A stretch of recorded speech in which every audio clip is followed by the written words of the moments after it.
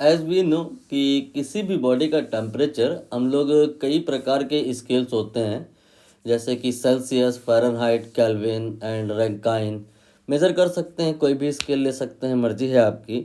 यहाँ पे इन्होंने दो स्केल लिए हैं, एक है क्यू और दूसरा है पी। और शुरुआत में यहाँ पर हम एल लिख लेंगे। L stand for lower limit. और फिर बॉडी को हम हीट करते गए तो उसका टेम्परेचर बढ़ता गया, बट हमने ध्यान रखा कि उसका टेम्परेचर हमने क्यू स्केल में भी मेज़र किया है और पी स्केल में भी मेज़र किया है। तो क्यू स्केल में जो वैल्यू आएगी, मतलब क्यू की जो वैल्यू आएगी वो कुछ आएगी और पी की जो वैल्यू आएगी वो कुछ आएगी। ऐसे हम हर एक स्टेट पर क्यू और पी की वैल्यू निकालते गए और पॉइंट ड्रॉ करते गए, और इन सारे पॉइंट्स को हमने ज्वाइन कर दिया तो ग्राफ मिल गया।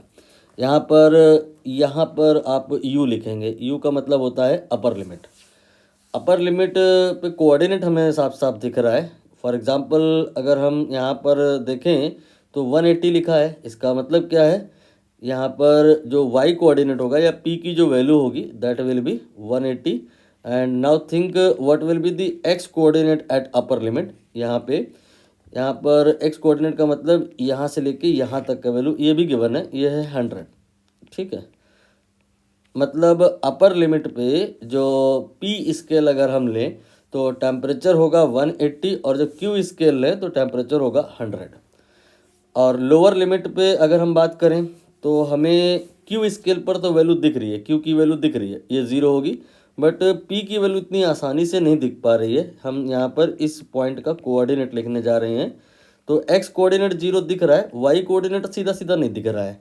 वाई कोऑर्डिनेट हमें यहाँ पे निकालना पड़ेगा। मतलब लोअर लिमिट पे पी स्केल पे टेम्परेचर कितना होगा, यहाँ से ले करके यहाँ तक का इन्होंने बताया है वैल्यू 150 है, और यहाँ पे कह रहे हैं कि ये 180 है।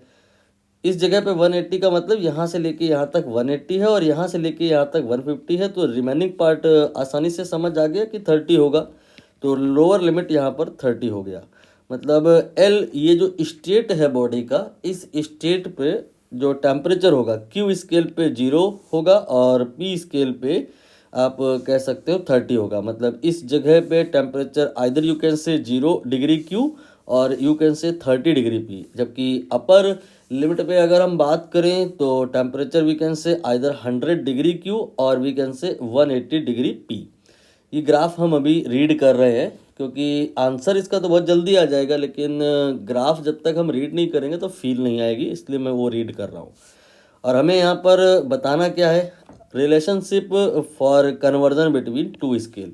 मतलब अगर हम कोई पर्टिकुलर पॉइंट कंसीडर करें एल और यू के बीच में, सपोज ये वाला, तो यहाँ पर दो कोऑर्डिनेट होंगे, एक करस्पॉन्डिंग टू पी स्केल और एक करस्पॉन्डिंग टू क्यू स्केल। तो आप पी और क्यू स्केल पे टेम्परेचर मान सकते हैं क्यू एंड पी, और चाहे तो आप टी क्यू और टी पी भी मान सकते हैं, जो भी आपको कंफर्टेबल लगे। यहाँ पे आप लिख लो, यहाँ पे आप टी क्यू और टी पी भी लिख सकते हैं। मैंने क्यू और पी लिख दिया है तो फिर इसी को लेके कर लेते हैं। अब हम यहाँ पर क्यू और पी को रिलेट करना चाहते हैं, तो कैसे किया सकता है सोचिए। ये आपको बहुत अच्छे से समझ में आ रहा होगा कि ये लाइन जो है ना स्ट्रेट है। स्ट्रेट लाइन का मतलब क्या होता है, मतलब ये होता है कि हम कोई से भी दो पॉइंट ले लें, चाहे एल और यू को मिला के एक लाइन बनाएं और उसका स्लोप निकालें, और चाहे हम कोई एक पॉइंट ए ले लें और उसको ए को यू से ज्वाइन करें और एक लाइन बनाएं और फिर स्लोप निकालें, और चाहे हम स्लोप निकालें इस ए एल का और चाहे ए यू का और चाहे एल यू का, सब कुछ एक बराबर आएगा। All are equally inclined, so you can say slope will remain constant for either A L, for either A U, for either L you.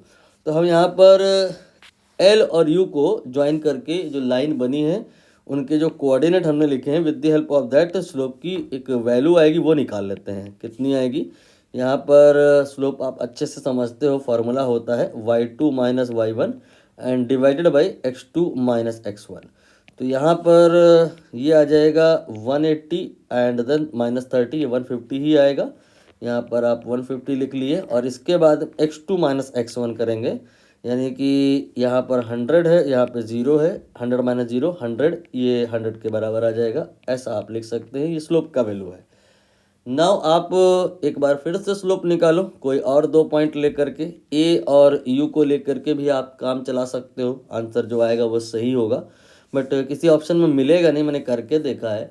और कन्वेंशनली ए को एल से कंपेयर करके बात करते हैं, तो हम ए यू को लेके नहीं चलेंगे, ए एल को लेके चलेंगे। इसका ये मतलब है नहीं कि ए यू को लेके अगर आप स्लोप निकाल के इसके बराबर कराएंगे तो जो आंसर आएगा वो गलत होगा, वो सही होगा, बट किसी ऑप्शन में मिलेगा नहीं, इसलिए हम ए एल पर बात करेंगे। अब इसको और इसको हम यहाँ पर सिलेक्ट करेंगे और स्लोप निकालेंगे और यही फॉर्मूला लगाएंगे।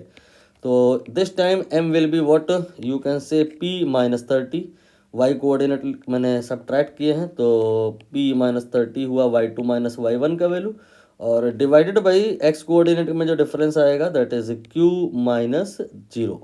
और अब आप स्लोप को इक्वेट करा दीजिए। ऐसा इसलिए कराया जा रहा है क्योंकि वेरिएशन लीनियर है, इसीलिए ज़्यादातर स्केल में आप एक वर्ड लिखा हुआ देखोगे, बुक्स में लिखा रहता है लीनियर स्केल है।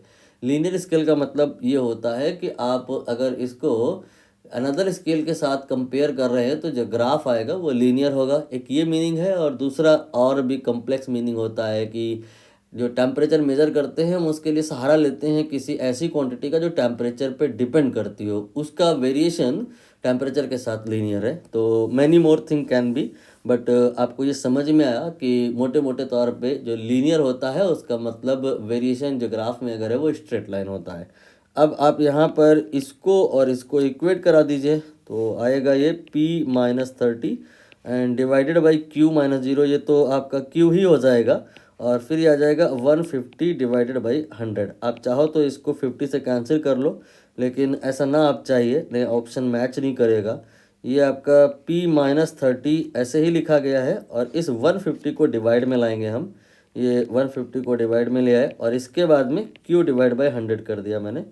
अब आप देख लो, ये पहले लिख लो चाहे तो q/100, चाहे आगे लिखो चाहे पीछे, कोई ऑप्शन अब दिख गया होगा, मैचिंग हो रही होगी। ये आपका बी ऑप्शन यहाँ पर बिल्कुल मैच कर रहा है, यही सही है।